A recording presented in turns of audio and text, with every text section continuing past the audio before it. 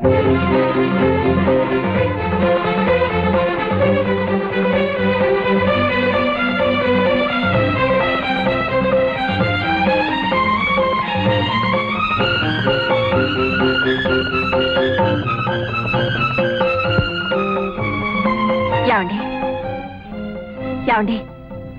ఏమైందండి? వసంతకి వేరే సంబంధం చూస్తాను. అదే మాటండి. అంతకన్నా ఏం చేయమంటావు? మాట్లాడలేదా? ఉండి కూడా లేడనిపించాడు. ఎందుకని? ప్రతీకారం అంటే వాడిని ఎప్పుడో నేను అవమానించానట, అందుకని ప్రతీకారం తెచ్చుకుంటాడు. ఏ వాడైనా మగాడు, వాడైనా సమర్థుడు, నా సమర్థత కూడా చూపిస్తాను.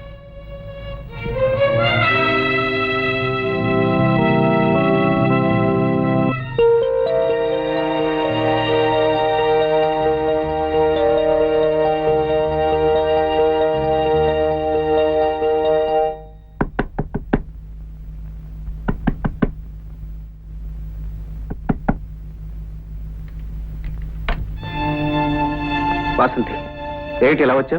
చెప్పండి, అసలు మీరు నన్ను పెళ్లి చేసుకోవాలనుకుంటున్నారా లేదా? ఏమిటి వాసంతి? మీకు నన్ను పెళ్లి చేసుకోవాలని ఉందా లేదా? ఎందుకు లేదు? ఉంటే మా అన్నయ్య వచ్చినప్పుడు ఉండి కూడా ఎందుకు లేడనిపించారు? వాడంటే నాకు అసహ్యం.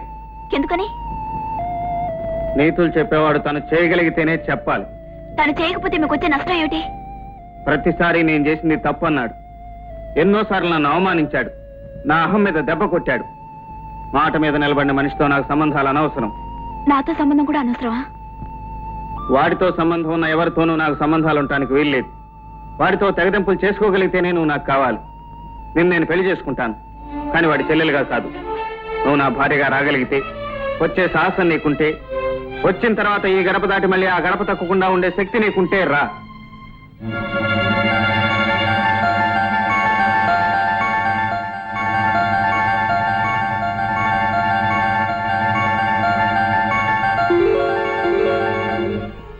అన్నయ్య, మీ పంతాల కోసం, పట్టుదల కోసం నా జీవితాన్ని నాశనం చేయాలని ప్రయత్నిస్తున్నారు.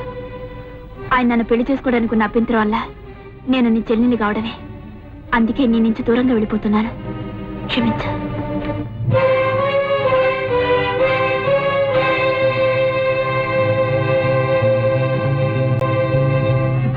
ఓం సర్వమంగళ మాంగళ్యే శివే సర్వార్థ సాధకే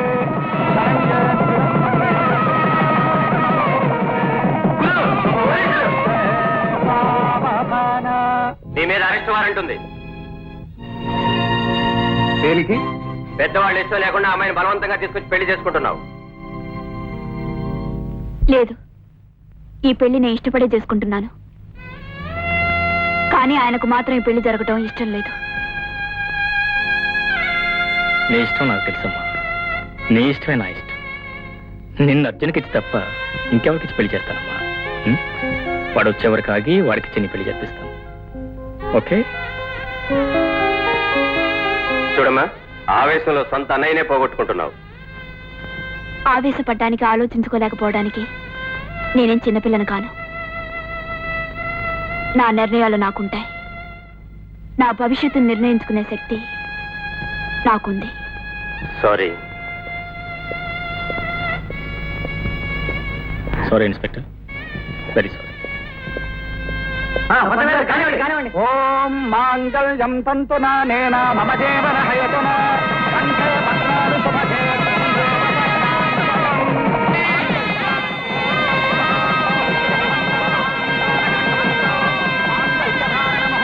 శుభహోస్తు.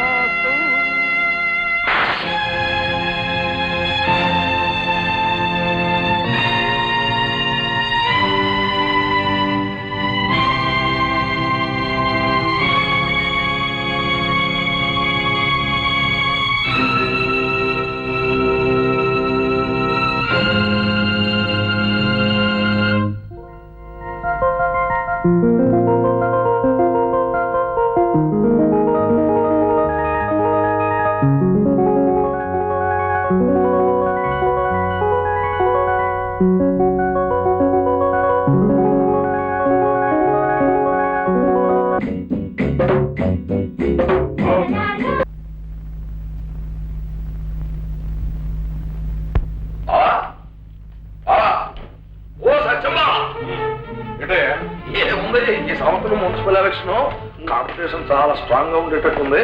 మన చైర్మన్ గారు గోవింద. అమ్మో ఆయన పోతే మనకి చాలా ఇబ్బంది. అయితే ఆ ఇబ్బంది ఉంది కనుక మరి కంగారు పడుతూ వచ్చాను. ఊరు పొలిమేరలో మనం ఉన్న 10 ఎకరాలు లేదు ఫ్లాట్లు కట్టడానికి. అది ఎన్నాళ్ళు పంచాయతీలో ఉంది కనుక సరిపోయింది. ఈసారి ఎలక్షన్లు కనుక జరిగితే దాన్ని మున్సిపాలిటీలో కలిపేస్తారు. కలిపేస్తే ఇంకేముంది మన పని గోవింద. అమ్మో ట్యాక్స్ అదిరిపోతుంది. అదిరిపోవడమా, ట్యాక్స్ ఈ బద్దలైపోద్ది. పైగా ఇప్పుడు రంగంలోనూ వాళ్ళు ఎవరు కూడా మనకు సపోర్ట్ చేసేవాళ్ళు లేరు. మరి ఏం చేయాలయ్యా? ఏం చేయడానికి ఏముంది, నువ్వు నిలబడిపోవడమే. అమ్మో డబ్బుతుంది. అయితే అవ్వద్ది రైతే. ఏంటట అయితే రూపాయి ఖర్చు అవుద్ది, 10 రూపాయలు వస్తుంది, 9 రూపాయలు లాభం కదా. సరే అయితే అల్లుడు గారితో కూడా ఒక మాట చెప్పి అతను ఏం చెప్తాడో దాన్ని బట్టి నిర్ణయం తీసుకుందాం. అతను ఏం చెప్పినా సరే నువ్వు నిలబడిపోవాలి, లేదా దెబ్బ తినేస్తాం. ఆలోచించు. అలాగే మామ, ఈ విషయంలో నాకంటే మీరే అనుకుంటారు. మీరు ఏది మంచిది అనుకుంటే అవసరం గెలిచేసినట్టే తీపి తెప్పించాం. చిచ్చి సిమెంట్ బ్లాకులో మనం అమ్మటేమిటయ్యా? ఆ వ్యవహారం పని చేయాల్సిన అవసరం మనకే కలిగింది. అసలు ఎంత వచ్చింది, ఎంత ఖర్చు అయింది, ఎంత స్టాక్ ఉంది, ఆ వివరాలన్నీ వెంకటరావు దగ్గర లేవు. ఎందుకు లేవండి? అన్ని ఇందులో రాసే ఉన్నాయండి. వచ్చిన స్టాకు ఉందండి, మనం వాడుకున్న స్టాకు ఉందండి, మీ బావగారు ఆ స్టాక్ కూడా ఇందులోనే ఉందండి. రైటే బావా, నమ్మితే నమ్మ లేకపోతే లేదు. ఇక్కడ ఏ రకమైన పొరపాట్లు జరగలేదు, నేను చేయలేదు. చేయనంటే ఎలాగండి? గత 2 నెలల్లో వచ్చిన పరిమితాలకు సిమెంట్ అంతా ఏం చేసినట్టు మరి? రైతే గుడ్డొచ్చి పిల్లని అడిగింది అనుకోండి, నువ్వేంటి నీ పుట్టు పూర్వోత్తరాలు ఏంటని పిల్ల ఏమంటది? నవ్వు ఊరుకుంటది అంతే. నేనేంటో మా బావకు తెలుసు, మా బావ ఏంటో నాకు తెలుసు. అయినా ఓసారి అనుమానం స్టార్ట్ అయ్యాక ఇక్కడ ఉండడం అంటే మంచిది కాదు. వస్తాను బావ. వస్తానంటే కాదండి వెంకటరామయ్య గారు, సార్ ఆ వివరాలు మీరు చెప్పండి. మొదటండి ఉమ్, 2500 బస్తాలు మనకు వచ్చాయండి. ఉమ్, అందులో 500 బస్తాలు మనం వాడుకున్నామండి. ఉమ్. 2000 బస్తాలు అయ్యగారి పేరు మీద రాసుకోమన్నారు. ఏ అయ్య గారి పేరు? ఏ అయ్యగారో నాకు తెలియదండి. ఈ అయ్యగారు అయ్యగారి పేరు మీద రాసుకోమన్నారండి. ఏ అయ్యగారు అని నేను అడిగానండి. ఆ అయ్యగారు అన్నారండి. ఆ అయ్యగారి పేరు మీద రాసుకున్నానండి. ఓ, తర్వాత 1500 బస్తాలు వచ్చినాయండి. ఉమ్, అందులో 500 బస్తాలు మనం వాడుకున్నామండి. ఉమ్. మిగిలిన 1000 బస్తాలు ఆ అయ్యగారి పేరు మీద రాసుకోమన్నారు. రాసుకున్నానండి. నేను ఈ పని చూడడం మొదలెట్టాక మొత్తం నా అకౌంట్ లోకి వచ్చినాయి. అంటే అయ్యగారి అకౌంట్ అండి. ఆ అయ్య గారు. ఆ అయ్యగారండి. ఉమ్, 10,500 బస్తాలండి. ఉమ్. దీనికి మీ సమాధానం ఏంటి? ఇంతమంది కొత్త అయ్యగారులు తయారైపోయి అంతమంది అయ్యగారులు ప్రశ్నించడం మొదలెడితే ఇంక ఈ అయ్యగారు చెప్పేదేముంటుంది? వస్తా. సమాధానం చెప్పి వెళ్ళటం మంచిది. నీకు సమాధానం చెప్పవలసిన అవసరం నాకెంత మాత్రం లేదు. కావాలంటే కోర్టులో తెలుసుకునే సమాధానాలు. బావగారు, మీకు నాకు రుణం చెల్లిపోయింది. ఈ అకౌంట్స్ అన్ని ఆఫీస్లో ఉన్నాయి, ఆ అకౌంట్స్ అన్ని గోడౌన్లో ఉన్నాయి, చూసుకోండి. అయ్యా అయ్యా అయ్యా, ఆ, మీ టైం చాలా బ్యాడ్ గా ఉందండి. ఇప్పట్లో బాగుపడే అవకాశం కూడా లేదండి. నువ్వు బాగుపడు, సంతోషిస్తాను. ఆనందమూర్తి, నాకు నీ జాతకం తెలుసు, నీ బాస్ జాతకం తెలుసు, నీతో కొత్తగా చేరాడే ఆ శ్రీకృష్ణ పరమాత్మ వాడి జాతకం కూడా తెలుసు. మీరంతా కలిసి కుట్ర పన్ని ఎలక్షన్స్ కోసమని ఇలా కొత్త నాటకం ఆడుతున్నారన్నమాట. లేదు బాబు, లేదు. ఆ దేవుడి మీద ప్రమాణం చేసి చెబుతున్నాను. నాకున్న ఈ ఒక్క కొడుకు మీద ప్రమాణం చేసి చెబుతున్నాను. నన్ను అన్యాయం చేసి బయటికి గెంటేశారు. నా ఇల్లు లాగేసుకున్నారు. నువ్వు సిమెంట్ ఫ్రాడ్ చేశావని, దొంగ లెక్కలు రాశావని అన్నారు. రైతే, ఇవన్నీ చేశాను రైతే. కానీ ఎవరి కోసం? ఆ సత్యం కోసం. చూడు బాబు, ఈ పేపర్స్ చూడు. దీని మీద ఎంక్వైరీ వచ్చేసరికి తప్పులన్నీ నా మీద నెట్టేసి పోలీస్ కేసు పెట్టారు. ఆనందమూర్తి గారు, పోలీస్ మీకోసం ఎదుగుతున్నాం. Your under arrest. ఇన్స్పెక్టర్ గారు, ఆ సిమెంట్ గొడవతో నాకు ఎలాంటి సంబంధం లేదండి. అనవసరం. ఏదైనా ఉంటే కోర్టులో తెలుసుకోండి. రండి. బాబు అర్జున్, ఇప్పటికైనా నేను చెప్పిందంతా నిజమేనని నువ్వు తెలుసుకున్నావా? బాబు, ఈ కష్టకాలంలో కేవలం నీ అండదండలు ఉంటాయనే నమ్మకంతోనే ఉన్నాను. ఆ నమ్మకంతోనే వెళ్తున్నాను. బాబు, పద నాన్న.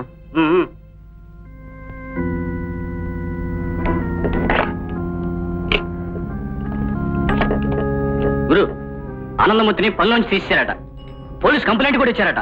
అవును గురు, ఈ టైంలోనే అతను మన సైడ్ లాక్కుంటే చాలా మంచిది గురు. కరెక్ట్ గురు, అతను అరెస్ట్ చేయించాడు. ఈ టైంలో మనం బెయిల్ తిడిపించామనుకో, అతను తల తీసేసినట్టు అవుతుంది.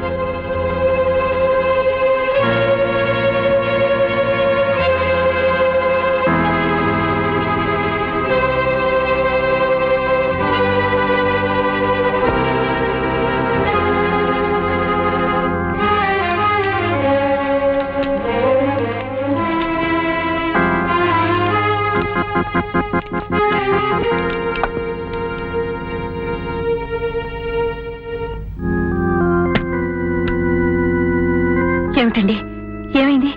ఏమైందా? నేను పోలీస్ కంప్లైంట్ ఇచ్చి అరెస్ట్ చేయిస్తే వాడు బెయిల్ ఇచ్చి విడిపిస్తాడా?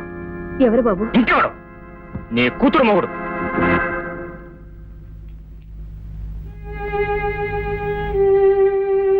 ఏమండి, ఇప్పటికే అన్నయ్యకి మనకి మధ్య పచ్చగడ్డి వేస్తే బగ్గుమంటుంది. అటువంటప్పుడు వాళ్ళకి ఇష్టం లేని మనిషి మన దగ్గర ఉండటం ఎందుకు చెప్పండి? ఈ బెయిళ్ళు గీళ్ళు ఇవన్నీ ఎందుకు? లేదు వాసంతి, వాళ్ళు అతనికి చాలా అన్యాయం చేశారు. అన్యాయం చేశారో న్యాయం చేశారో వాళ్ళకి ఇష్టం లేని పని మనం ఎందుకు చేయాలి? వద్దమ్మా వద్దు. నా మూలంగా మీ భార్యాభర్తలు ఇద్దరు గొడవ పడుతున్నారంటే అసలు నేను ఇక్కడికి రాను, ఇక్కడ ఉండను. కానీ నీకు ఓ విషయం చెప్పాలమ్మా, మీ అన్నయ్య పూర్వ మనిషి గాడు మారిపోయాడు, ఉత్త డబ్బు మనిషి అయిపోయాడు. నీ పెళ్ళయ్యాక మిమ్మల్ని ఇంట్లోంచి ఖాళీ చేయించడానికి ఆయన ఎన్ని ప్రయత్నాలు చేశాడో అప్పుడు మీ సత్యమామయ్య నేను అడ్డం పడి అది ఆపడానికి ఎన్ని బాధలు పడ్డామో నాకు బాగా తెలుసు. ఇంకో ముక్క ఉంది, అది ఎక్కడ అనకూడని ముక్క. మీ మీద పగబట్టున్నాడు మీ అన్నయ్య. మీ సంసారం సజావుగా సాగనివ్వడేమో అన్న అనుమానం.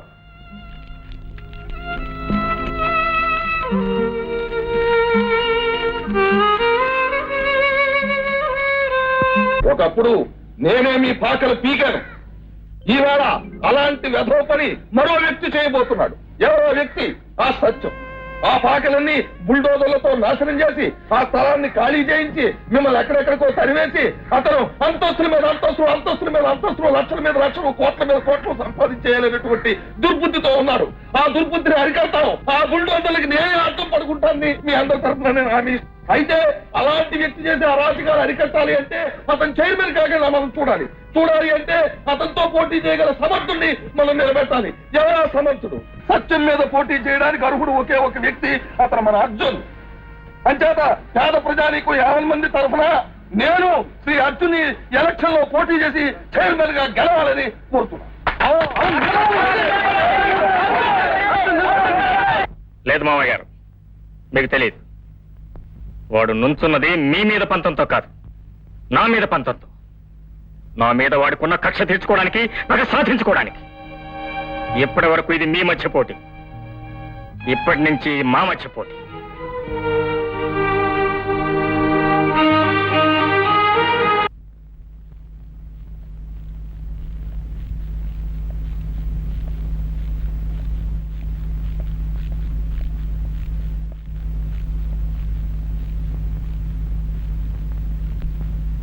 బావా కబురెట్టావంట.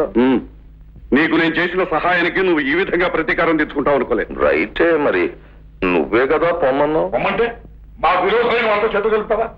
నేను కూడా ఏదో రకంగా బ్రతకాలిగా. మరి కేవలం బ్రతుకు తెరువు కోసం అయితే నువ్వు బ్రతకడానికి ఎంత కావాలి? 50,000 లక్ష. అదే మాట బాబు. అవును, డబ్బు కోసం ఆశపడే మనిషిని డబ్బుతోనే కొనాలి. నువ్వు వాడితో ఉండటానికి వెళ్ళలేదు, వాడి తరఫున ప్రచారం చేయడానికి కూడా వెళ్ళలేదు.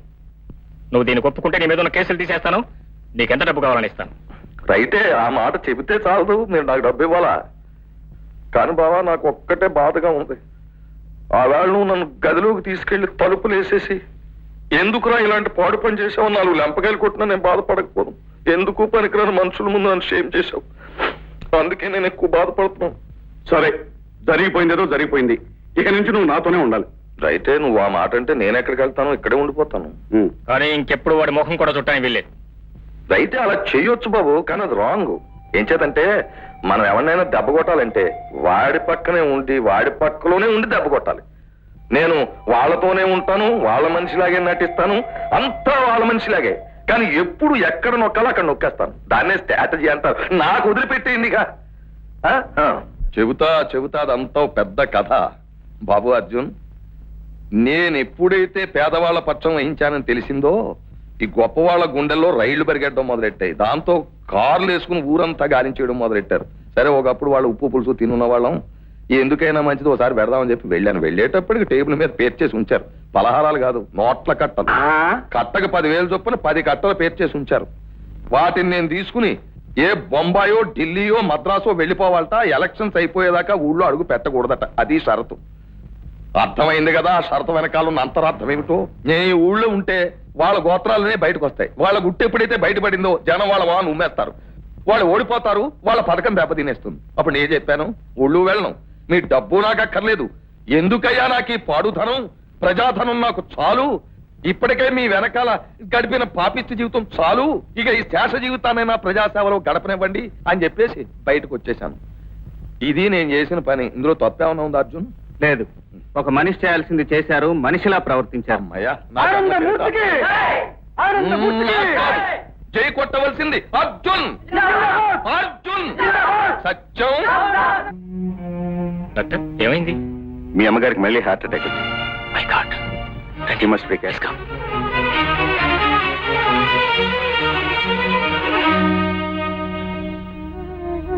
అమ్మా, అమ్మా, అమ్మా, బాబు, అమ్మా. బాబు, వాసంతి, అమ్మా, వాసంతిని చూడాలని ఉందిరా. తీసుకొస్తావా?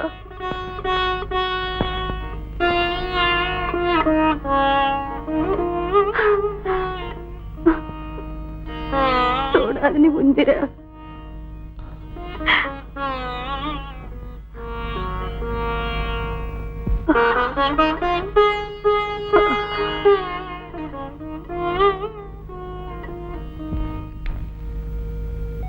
ఏం చెప్పకుండా వచ్చేసరే? ఏం చెప్పమంటావు? అత్తయ్య వాసంతిని చూడాలంటున్నారండి. నిజమే. ఎక్కడి నుంచి తీసుకురమంటావు? ఎలా ఏమిటండి? వాళ్ళ ఇంటికి వెళ్ళి తీసుకురావాలి. జ్యోతి, డాక్టర్ గారు చెప్పడం రోజుల్లోనే అంటున్నారు. కన్న కూతుర్ని చూసుకోవాలనుకోవటం తప్పంటారా? నిజమే జ్యోతి, నిజమే. నేను నీ చెల్లెల్నే కదా ఇంట్లోంచి వెళ్ళిపోయింది. దాని ఇంటికి ఎలా వెళ్ళమంటావు, ఎలా తీసుకురమంటావు? ఏమండి, ఎంత కాదనుకున్నా మీది రక్త సంబంధం అండి. అని నన్ను మాత్రం అనుకోమంటావా? చూడండి, సృష్టిలో అన్నిటికంటే బలమైంది ప్రేమ. ఆ ప్రేమ కళ్ళ ముందు తల్లి, తండ్రి, అన్నా, చెల్లి ఎవరూ కనిపించరు. నేను మిమ్మల్ని పెళ్లి చేసుకోవాలనుకున్నప్పుడు మా నాన్న కాదనుంటే ఆయన కూడా వదిలొచ్చుండేదాన్ని. ఆమె మిమ్మల్ని వదిలి వెళ్ళింది మీ మీద ఇష్టం లేక కాదండి, అతని మీద ప్రేమ ఎక్కువే. ఏమండి, మీరు వెళ్తే తప్పకుండా వస్తుంది. వెళ్ళండి. ఏ మొహం పెట్టుకుని ఆ గడప తొక్కమంటావు? పోనీ నన్ను వెళ్ళమంటారా? అక్కర్లేదు, నేనే వెళ్తా.